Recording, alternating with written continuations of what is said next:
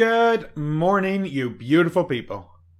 In this short episode of the Little Seal English podcast, we're going to listen to a very short piece of a bigger interview, and then we're going to use that short piece of the interview to boost your comprehension and communication skills.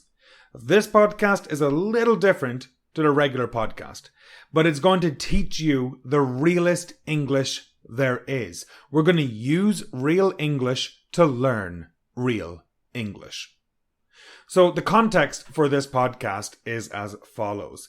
In 2020, I started interviewing random people and uploading the conversations to my podcast.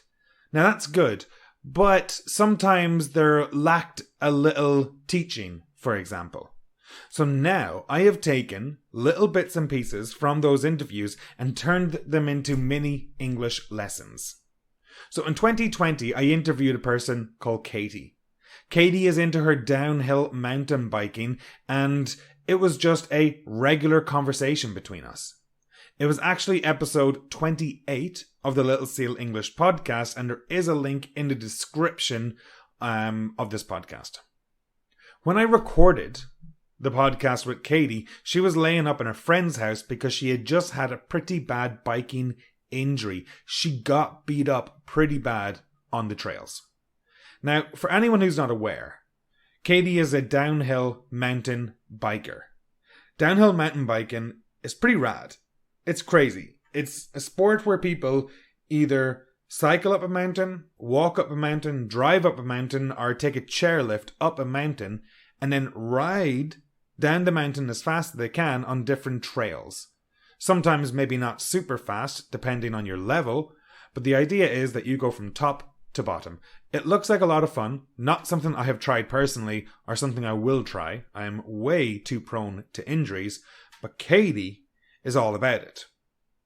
Now, as I said, Katy was injured when we had this conversation, and of course I had to ask her about the injury.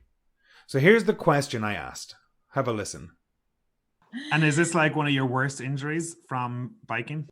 And here is Katy's response. Yeah, by far. That was my biggest crash. I was quite concerned. I landed and, I saw, heard the back crack, saw the stars, felt the sharp shooting pain in my shoulder and across my hip where the abrasions were. And I was just like, oh, I've really done it this time. Oh, like, shit. I don't. Let's listen to that one more time. Yeah, by far. That was my biggest crash. I was quite concerned. I landed and, I saw, heard the back crack, saw the stars, felt the sharp shooting pain in my shoulder and across my hip where the abrasions were. And I was just like, oh, I've really done it this time. Oh, like, shit. I don't. Okay, so I have 3 questions for you. Question number 1. Was Katy concerned when she landed? Question number 2. What injuries did Katy receive? And question number 3. What did Katy say at the end? So I'm going to play it one more time, and your job is to try and answer those 3 questions. Here it is one more time. And is this like one of your worst injuries from biking? Yeah, by far. That was my biggest crash. I was quite concerned. I landed and, I saw, heard the back crack, saw the stars, felt the sharp shooting pain in my shoulder and across my hip where the abrasions were. And I was just like, oh, I've really done it this time. Oh, like, shit. I don't. Okay. If you don't have the answers to those questions, please go back and listen again. Question number 1. Was Katy concerned when she landed? Question number 2. What injuries did Katy receive? And question number 3. What did Katy say at the end? So here are the answers. If you do not have the answers, you can go back and listen again, or just keep listening and learn. So question number 1. Was Katy concerned when she landed? Listen to this. By far. That was my biggest crash. I was quite concerned. I landed.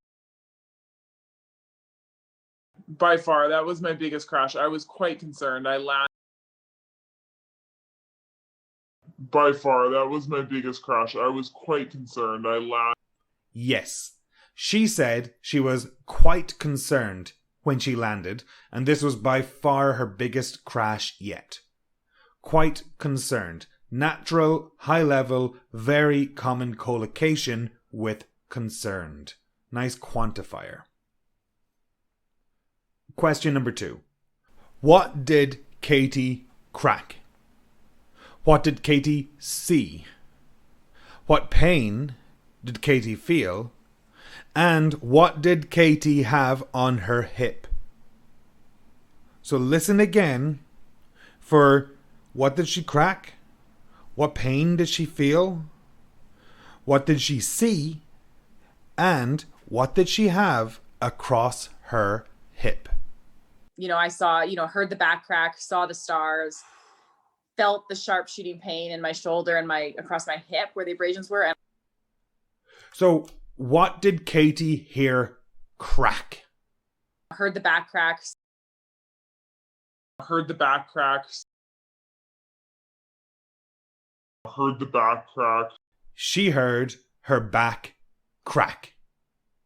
Have you ever cracked a bone? Have you ever heard something crack?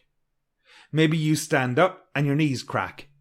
Maybe you stretch and your back cracks. Maybe you can crack your knuckles, for example. Well, when Katy hit the ground, she heard her back crack. But also listen to the way she says it. She didn't say, I heard my back crack. She says, the back. I heard the back crack. That's just a very natural way of describing an injury. Oh yeah, I slipped on the ice and I heard the back crack. I don't need to say my back every time. It's pretty obvious that it's my back. So that's a very colloquial or just a very natural way of speaking and describing that part of the injury. What did Katy see when she came to? Saw the stars. Saw the stars. Saw the stars. Stars. She saw the stars. And folks, when we see the stars, we're dizzy, we're confused, we're hurt. Have you ever been punched in the face? Have you ever gotten like a plank of wood over the head to the back of your head? And then you are very confused and you're very dizzy and it's kind of hard to get your bearings. It's kind of hard to see anything. Maybe there's like some flashes of light. Well, in that situation, you can describe that as seeing the stars or seeing stars. I slipped on the ice, I hit my head, and I saw the stars. I was a little dizzy. I wasn't able to make heads or tails of anything for a couple of minutes. Probably concussed. I remember I was cycling in Kelowna, and I got hit by a car, went over the hood of the car, landed on the ground, and definitely saw the stars for a moment. I wasn't able to fully comprehend what had happened. I was confused. I was dizzy. When you're in the air, it's just big flashes of light, and that's about it. So I could say I got hit by the car and I saw the stars. I had no idea what was going on. So when Katy landed, she saw the stars. And that's just another way to describe yourself as being dizzy, as having gotten hit in the head. What did she feel in her shoulder? Let's listen to this. Felt the sharp shooting pain in my shoulder and Felt the sharp shooting pain in my shoulder and felt the sharp shooting pain in my shoulder and She felt a shooting pain in her shoulder. A sharp shooting pain. Ouch! I hate these. You are human, and you've probably had a sharp shooting pain in your teeth at least once in your life. Maybe you drink something hot or eat something cold. Or you have an ice cold water, and it hits one tooth, and suddenly it hurts like really bad. That is a sharp shooting pain.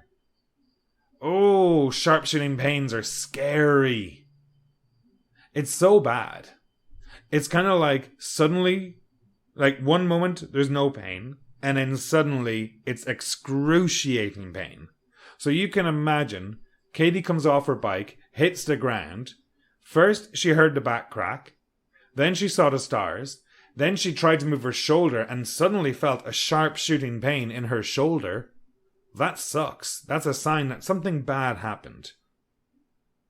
I sometimes have a sharp shooting pain in my shoulder from an injury playing rugby over 10 years ago. Every now and again, I'll go to lift something and my shoulder will really, really hurt. There's nothing you can do about it. But that's another example of a sharp shooting pain. So a sharp shooting pain is a sudden, severe pain that moves through the body. People with arthritis quite often have sharp shooting pains. Okay, so now we know that in her injury, she's quite descriptive with it. And here's another question for you. What was across her hip? So across her hip, there was something there. What was it? Let's have a quick listen. Across my hip where the abrasions were, and I was Across my hip where the abrasions were, and I was across my hip where the abrasions were, and I was abrasions. Abrasions were across her hip. An abrasion is an area of skin damaged by scraping or wearing away. So Katy was on her bike. She came off her bike. She hit the ground, probably slid a little bit on the ground, and if your skin is touching the ground when you're sliding, it's going to get cut. It's going to be grated away. You're going to have an abrasion. Have you ever been in an accident, hit the ground, and maybe you had an abrasion on your elbow or your knees? It's another way to say, like, a cut, a bruise. And if you have an abrasion today, tomorrow it'll be closed up, but then your leg will be severely bruised, for instance. Again, back to when I was hit by the car. I had abrasions up and down my body. Oh my God, my leg was black and blue. I had cuts all over the left side of my body. So I had abrasions on my hip, I had abrasions on my knees, I had abrasions on my hand where I tried to brace myself. So abrasions is cuts and bruises all over. And she felt the abrasions across her hip. across my hip where the abrasions were, and I was. And the last question is, what did Katy say at the end? This is some key English. Let's have a quick listen. Oh, I've really done it this time. oh, I've really done it this time. Oh, I've really done it this time. To have really done it this time. I was like, oh, I've really done it this time. That is an absolutely beautiful phrase, people. And we use that phrase when someone has made a big mistake. We use, I've really done it this time, he's really done it this time, she's really done it this time, when we know they've made a gigantic mistake. You might have made mistakes in the past, but this mistake is next level. And for Katy, she knew she had really screwed up because when she hit the ground, she heard her back crack, she had a shooting pain in her shoulder, she saw the stars. Yeah, she knew, and she had abrasions across her hip. She knew she was hurt. She knew she had really done it this time. So here's some examples where I've really done it this time. Number 1. Katy has really done it this time. She came off her bike and screwed up her arm. Number 2. Oh shit, I've really done it this time. I think I need to cover up this mistake before anyone notices. Number 3. Did you hear what Ali did? Oh, he's really done it this time. He took the boss's car for a spin and got arrested for speeding. The car was impounded. He is screwed. He's really done it this time. Okay, give this a listen to as well. Listen to how Katy introduces the phrase, I've really done it this time. And I was just like. I was like, I was like.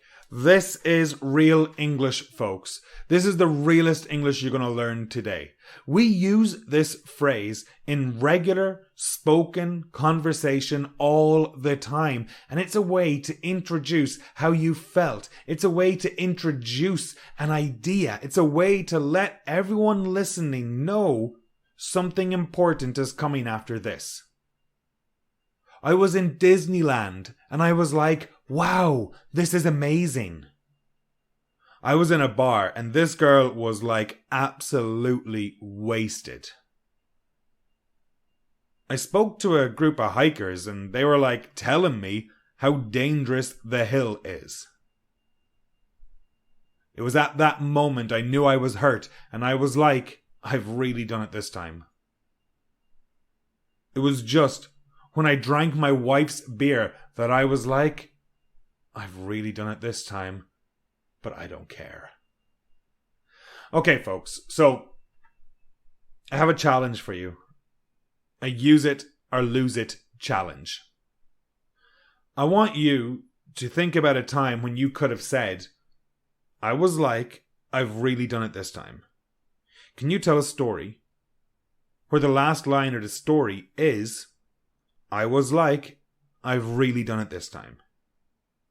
Can you tell us a story about a time when you had a shooting pain, a time when you saw the stars, a time you had abrasions, or a time you heard the back crack, the knee pop, or anything like that?